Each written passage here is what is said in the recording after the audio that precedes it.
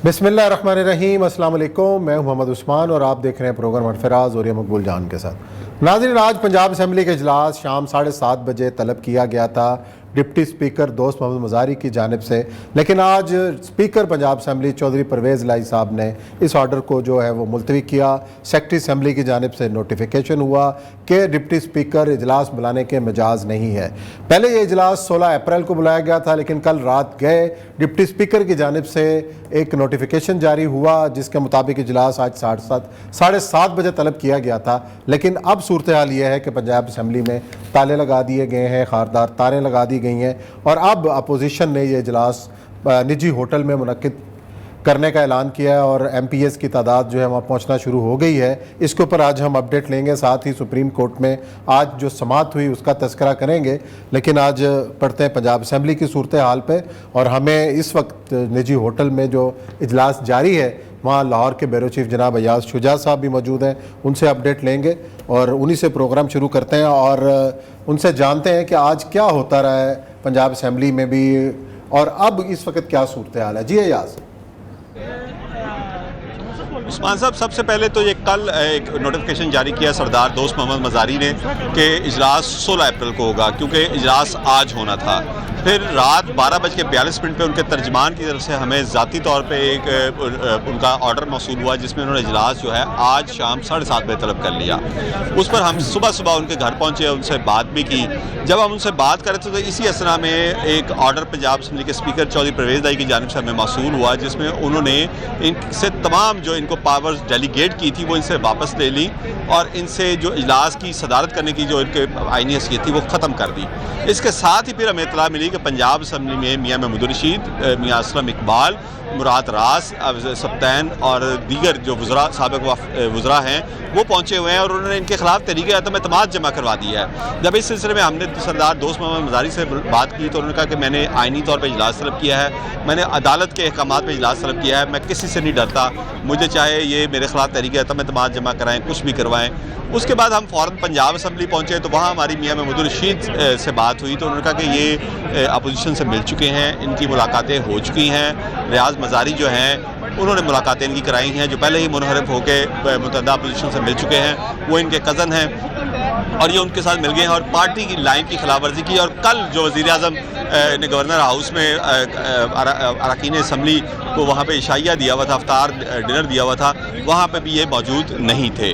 उसके बाद speaker Punjab assembly के ख़िलाफ़ भी अपोजिशन जो है तहरीक अदम एतमाद लेकर वहाँ पहुँच गई, लेकिन वहाँ पर शदीद उनको वहाँ नारेबाजी भी हुई, वहाँ मुस्लिम लीग काफ के वर्कर्स भी आ गए, वहाँ पर तलख कलामी भी होते बच गई। फिर पुलिस की भारी नफरी पहुँच गई और एंटी राइट फोर्स भी पहुँच गई, वाटर कैनन भी पहुँच गया और पंजाब असम्बली को चारों तरफ से पुलिस ने कॉर्डन ऑफ कर दिया। खारदार तारे भी जो मेन गेट से उन पर लगा दी गई।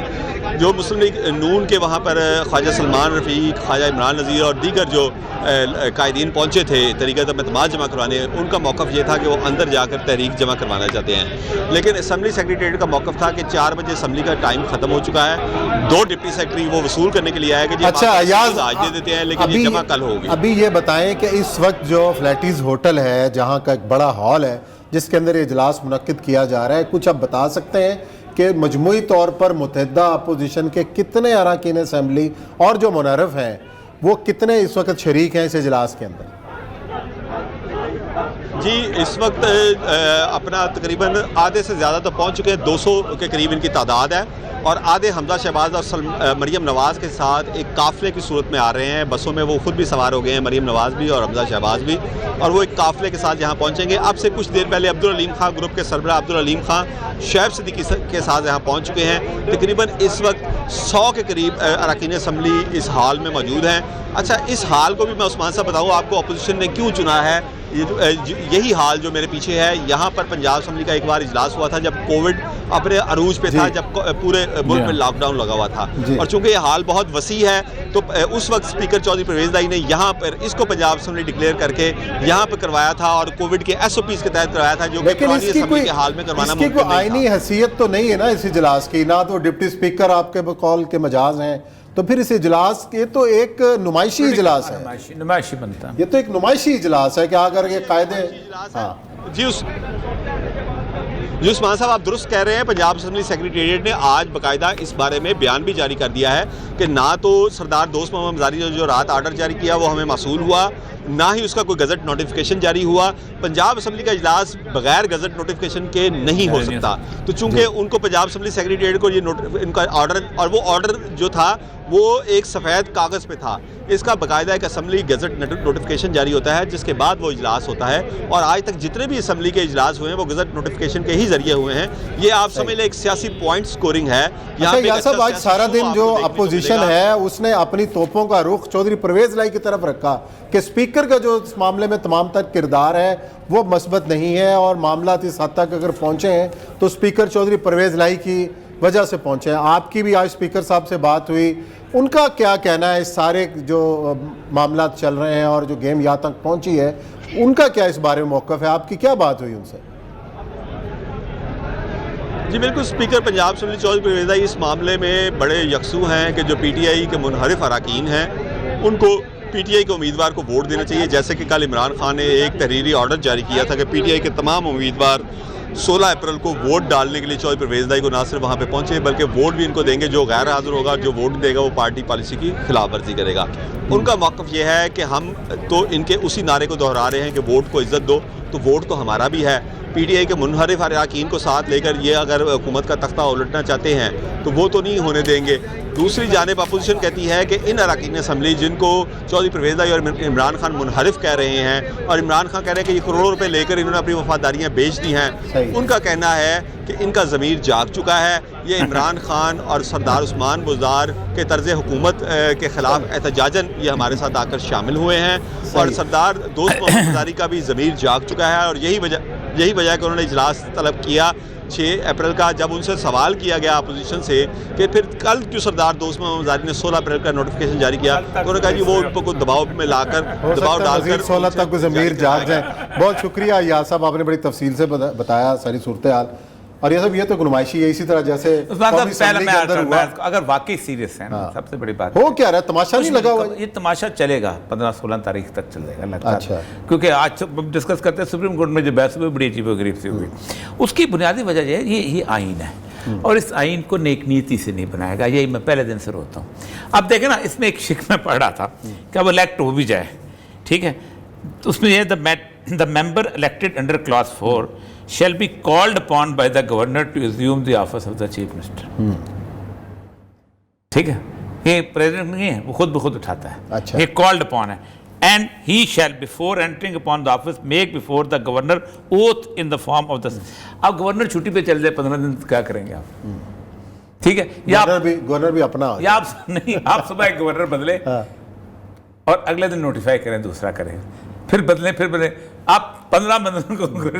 تو اس کے ساتھ کھلواڑ ہو سکتا ہے. اس طرح کا یہ آئین بنایا گیا ہے. اب یہ دیکھیں نا، اب صبح انہوں نے جمع کرائی ہے اس کی طریقے، ڈپٹی اسپیکر وہ انفرکچس ہو گئے. انہوں نے پھر پرویز لائی کے بارے میں کرائی. اب سب سے پہلا کام یہ ہے کہ house can not function without a speaker. جو بھی بندہ بیٹھے گا وہ ایک ویلڈ اسپیکر کی اتھینٹیکیشن سے بیٹھے گا. تو سب سے پہلے تو آپ ویلڈ اسپیکر کوسچن ہوگا، تو سب سے پہلے تو آپ ویلڈ اسپیکر بدلیں گے نا. دیکھیں اس وقت تک پرائم منسٹر نہیں بنتا جب تک اسپیکر نہیں آ کے بیٹھتا ہے. جب چیف منسٹر اسپیکر، تو ان کو کرنا چاہیے تھا کہ یہ پیچھے چھوڑ دیتے، کہتے چھوڑیں، سب سے پہلے پرویز لائی کے خلاف آپ نے جمع کرا دیا، اجلاس کال کرو. صحیح. لیکن وہ تو وہی ہے 7 دن کا 15 دن تک، 7 سے 15 دن تک نوٹس، 15 سے پھر 7 دن کا وہ بحث، پھر اس کے بعد خط لہرایا جائے کہ یہ امریکہ سے ابھی کسی اور جگہ سے خط آ جائے. تو اس کا مطلب یہ ہے کہ بات بڑی صحیح ہے جو آج سپریم کورٹ میں ڈسکس ہوئی ہے کہ یہ تمہیں نے درد دیا تھا، تمہیں دوا دو گے، کوئی اور رستہ نہیں. دیکھیں اگر آپ سمجھتے ہیں کہ پاکستان اب میڈلنگ نہیں، اب 3 سال عثمان صاحب کان تھک گئے تھے سنتے کہ ادارے جو ہیں وہ یہ کرتے ہیں، سلیکٹڈ ہے، ٹیلی فون کال آتے. اب ٹیلی فون کال الٹ ہو گئے. آج مولانا فضل الرحمان جیسا بندہ فون بات کر رہا ہے کہ آپ آئیں بیچ میں. اس کا مطلب یہ ہے کہ آپ نے اس پہ محنت نہیں کی، آپ اس پہ بیٹھنا نہیں چاہتے. آپ سوچیں کہ جس وقت 1956 کا آئین لکھا جا رہا تھا، کنسنسس بلٹ اپ ہو گیا تھا، لوگوں نے بنا لیا. چودھری محمد علی نے سب کو اکٹھا کر کے، بھٹو جیسا بندہ جس کے بارے میں ولی خان کہتا تھا عجیب و غریب آدمی ہے، کہ ہم جب مل رہے ہوتے ہیں تو ہمارے گھٹنے کو ہاتھ نکلتا ہے، باہر نکلتا ہے، ولی خان میں تمہیں دیکھ لوں گا. مطلب اس طرح کا آدمی جو تھا وہ داڑھی کو ہاتھ لگا، گھٹنوں کو ہاتھ لگا، اس نے کہا بیٹھ جاؤ. اس کو ایک جنون تھا کہ میں ایک کنسنسس ڈاکومنٹ لے کے آؤں. حالانکہ صورتحال یہ ہے کہ آج میں پڑھ رہا تھا اس کے اوپر، نہیں اگر 1973 کے آئین کو اصل صورت میں دیکھتے ہیں اور اس کے بعد جو اس وقت آئین ہے جو حلیہ پہلی سے لے کے آخر تک سوائے ایک امینڈمنٹ کے قادیانیوں کو نکال کے، کیونکہ تھرڈ امینڈمنٹ جو بھٹو نے کی تھی نا وہ یہ تھی جس کے تحت اس نے بلوچستان اسمبلی ختم کی تھی. اس نے پھر اپنا ہی بنائے ہوئے قانون کو دیکھیں نا، ہمارے اندر ایک فیوڈل چھپا ہوا ہے، اسی کے اندر کوئی ایک سرمایہ چھپا ہوا ہے. وہ کہتا ہے یار میں نے یہ بنا تو لیا، یہ تو میں ہی اپنے میں نے پاؤں پہ کلہاڑی مار دی. تو بھٹو نے پہلی امینڈمنٹ کی تھی وہ والی بلوچستان نہیں ہائی کورٹ کے ججوں میں کل جو بتا رہا تھا. دوسری امینڈمنٹ اس نے ایک اور کی تھی، اور تیسری کی تھی اس کی بلوچستان کے بارے میں جس میں اس نے گورنمنٹ ختم کر دی تھی. تو اصل مسئلہ بنیادی طور پہ یہ ہے کہ نیت کا ایشو ہے، نیت نے یہاں تک پہنچایا ہے. یا بریک لیتے ہیں، بریک کے بعد آئیں گے اور پھر احوال سنیں گے سپریم کورٹ میں آج جو سماعت ہوئی اس کا.